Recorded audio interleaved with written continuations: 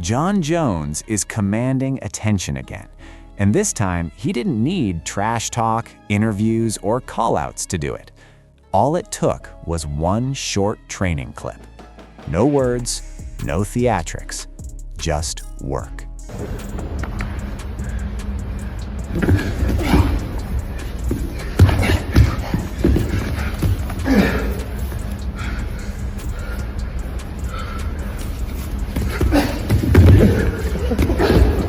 That footage alone sent a message not just to Tom Aspinall, but to the entire heavyweight division, especially as the idea of a UFC White House card starts to feel more real by the day. And what made the clip so unsettling wasn't that it was flashy. It wasn't. It was controlled, focused, purposeful. The kind of training that doesn't need hype because it speaks for itself.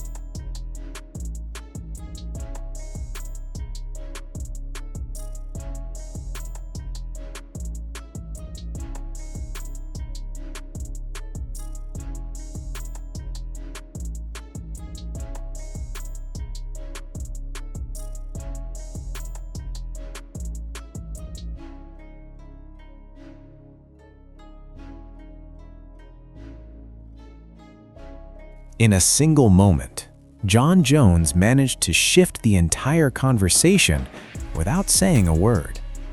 Analysts immediately started debating what it means, while potential opponents suddenly grew a little more cautious. Jones been going. Jon Jones is a freak of all freaks. Because Jon Jones beat Daniel Cormier when he was on coke. That was one of the funny things he said in the press conference for the rematch. Daniel was talking shit. He goes, "I beat you when I was on coke."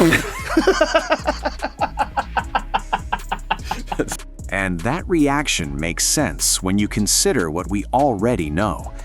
Joe Rogan has pointed out more than once that Jones beat elite fighters like Alexander Gustafsson while barely training at all. According to Rogan, conversations with Jones' coaches revealed that there were times when Jon was rarely in the gym, barely preparing, and still dominating world-class opponents on pure instinct, skill, and fight IQ. Well, that spinning kick that he did to that Stipe Miocic, where he said and I think he thanked his Taekwondo coach, Uh-huh. and he said he had been working on this one specific kick from both sides. Yeah. Because of something he saw on the tape. And he got it off and hit this guy so hard. Not even on his liver side. He hit him on the other side, and you see it shudder through his entire organ structure. Yeah, his heel was deep into his body cavity, all the way up to his fucking gnarly. spine. Yeah. But he just practiced this one specific. And he was he even said, it is a devastating shot. There's not a human being who could take that. No, it's like getting hit by. That's exactly why this footage hits differently. Because this time, discipline and talent are lining up at the same time. And history tells us that when Jon Jones is both gifted and locked in, the results can be terrifying. This is the version of Jones that becomes a nightmare matchup for someone like Tom Aspinall. The man who once ruled the division effortlessly is now clearly putting in real effort. And that's a dangerous combination. I mean, he was getting arrested. He was partying. For when he fought Gustafsson, he beat Gustafsson, and he didn't train at all.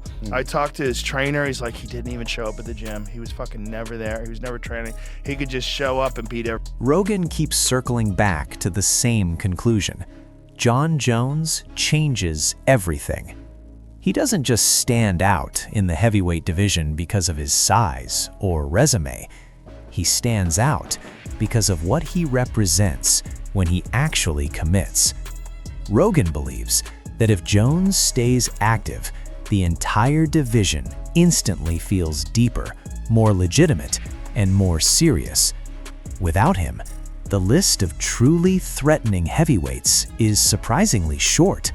With him, everyone gets measured differently, not by belts, but by whether they could realistically survive 5 rounds with Jon Jones. The heavyweight division is so shallow right now. You got Tom Aspinall, Cyril Gane, Jon Jones if he chooses to fight again, Francis if by some miracle they can work something out and bring him back to the UFC. Other than that, there's no one compelling for like a championship caliber fighter. There's basically 4 or 5 guys on earth that are in this like championship caliber class. Looking at it from another angle, Matt Damon once described this idea as levels. Not matchups, not styles.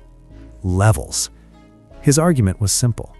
A heavyweight could prepare perfectly for months, show up in peak condition, do everything right, and still lose to Jon Jones on one of Jones's off nights.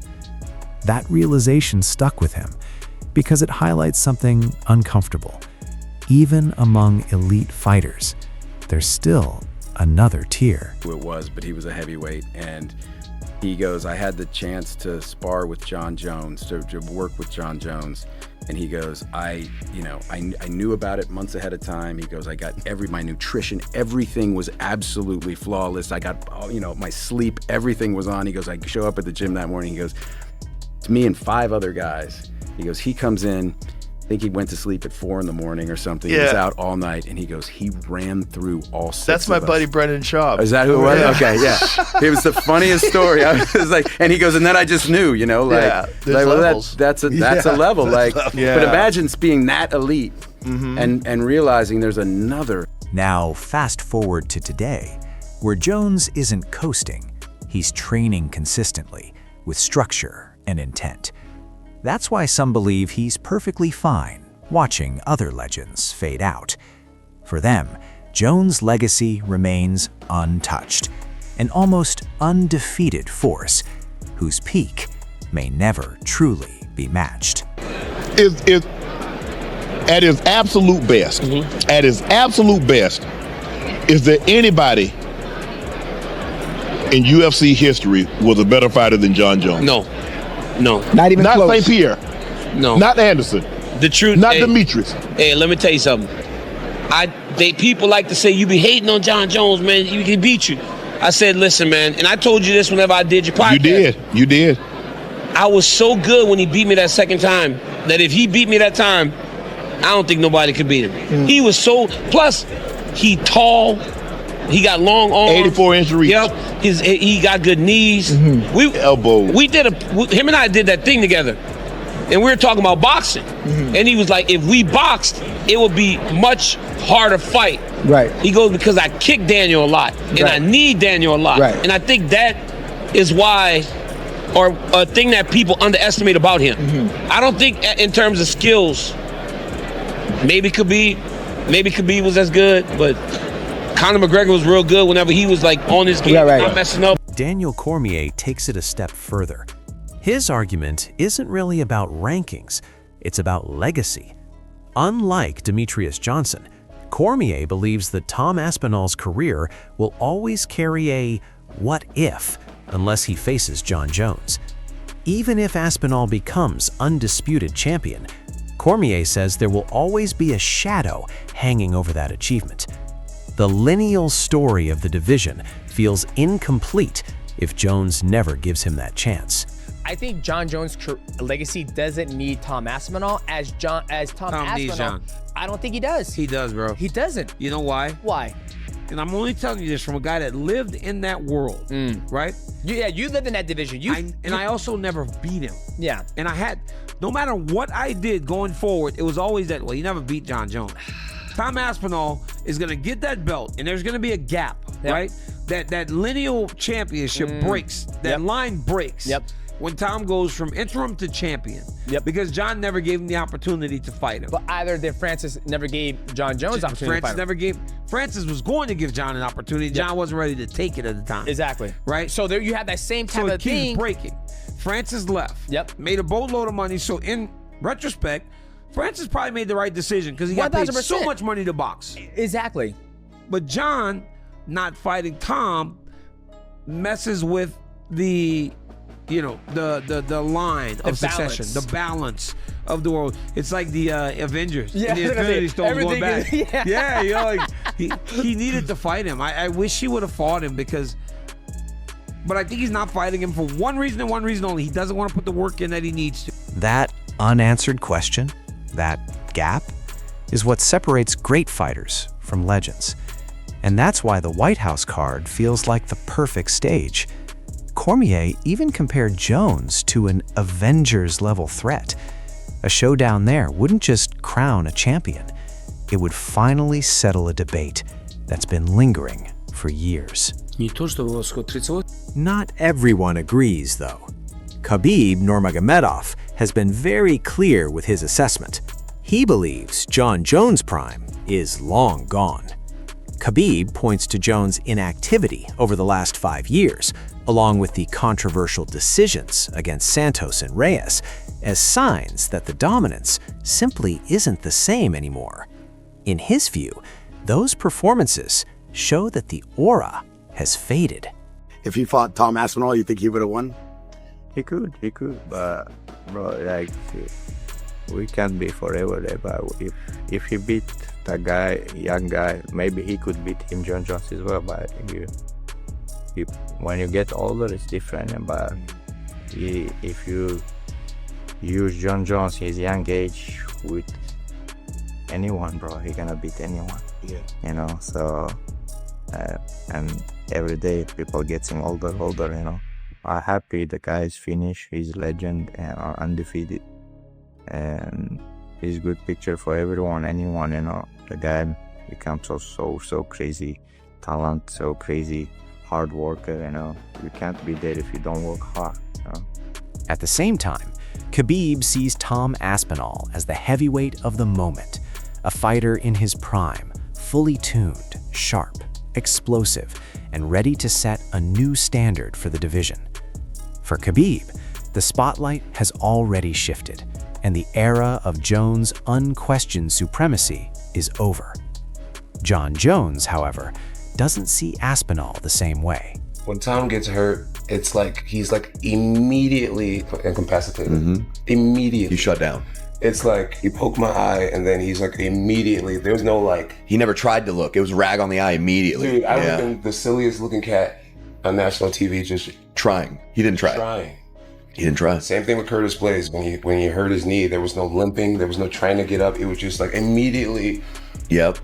Burn my village. I can't go on. When he got tapped out with an ankle lock, there was no trying to fight his hands. There were no trying to. He immediately quit. From Jones's perspective, once Aspinall feels real pain or takes damage, something changes. He claims Aspinall shuts down immediately. No long struggle, no gritty comeback, just a quick exit. Jones points to moments like eye pokes, knee injuries, and even an ankle lock, where Aspinall didn't fight through adversity. To Jones, that reaction signals vulnerability, the kind of weakness he's built a career on exploiting. Michael Bisping wasn't buying that narrative. Bisping pushed back, pointing out that Aspinall is far from one-dimensional. He's been training jiu-jitsu since he was 16, and his record speaks for itself. 15 wins, 12 by knockout, 3 by submission. Every fight ends decisively. Those submissions alone prove he's more than comfortable on the ground. Bisping isn't picking sides, he's just laying out facts. Calling Aspinall easy work doesn't line up with the evidence. But if you've watched Tom Aspinall, you know that's not true, okay? But he's not overrated. He hasn't got a simple game. The man's a well-rounded mixed martial artist. He started doing jiu-jitsu when he was 16 years old. And I'm not trying to do another video here defending Tom Aspinall or taking Tom's side over Jon Jones. That's not what I'm doing here. I'm just calling out the facts like I see it. When you look at Tom Aspinall's record, 15 wins, 12 knockouts, 3 submissions. So he's finished all of his fights. And then there's the bigger picture. Dana White has made one thing clear. The White House card is shaping up to be historic. This isn't manufactured hype. Fighters are lining up for a spot, and the event is quickly turning into a must-watch spectacle. When asked about the dream main event, Dana didn't hesitate. Tom Aspinall versus Jon Jones. A prime heavyweight against one of the greatest fighters of all time on one of the biggest stages imaginable. And if that wasn't enough, there's even talk that Jones and Conor McGregor could appear on the same card. A once-in-a-lifetime fight night. It's not even about him winning the belt. You know how I felt about him. I can't risk putting him in big positions in a big spot and have something go wrong, especially the White House card. Still, Chael Sonnen cuts straight to the core issue. Jon Jones may be back, but reliability has always been the question. It's not just about talent, it's about showing up, staying accountable, and honoring the role of a champion. When Jones falters, it doesn't just disrupt schedules, it impacts the legitimacy of the title itself. That's where Demetrius Johnson's take ties everything together. He explains why Jones versus Aspinall makes sense now, and why the White House card is the perfect setting.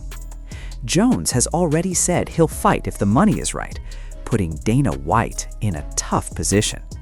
How do you pay Jones without devaluing the belt? Johnson's answer is simple. If a champion doesn't care about the title, nobody else can. Matching Jones with Aspinall solves everything. The interim champion gets his shot, Jones gets his moment, and the division finally gets clarity. So now, the question is yours. Who walks out on top if this White House showdown becomes reality? Does Jon Jones prove he's still untouchable? Or does Tom Aspinall establish himself as the new heavyweight standard? Drop your thoughts in the comments and make sure to subscribe so you don't miss any of the fight action and insider analysis coming next.